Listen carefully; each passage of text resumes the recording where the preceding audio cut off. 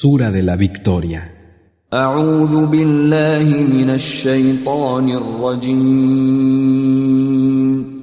Me refugio en Alá, del maldito Shaitán.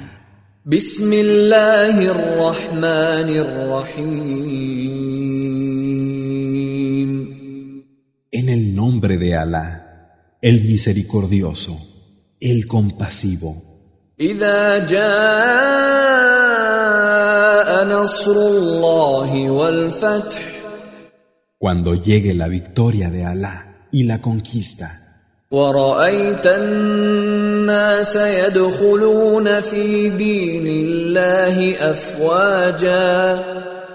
y veas a la gente entrar por grupos en la adoración de Alá, فسبح بحمد ربك واستغفره إنه كان توابا. glorifica a tu Señor con su alabanza y pídele perdón. Él siempre acepta a quien a Él se vuelve.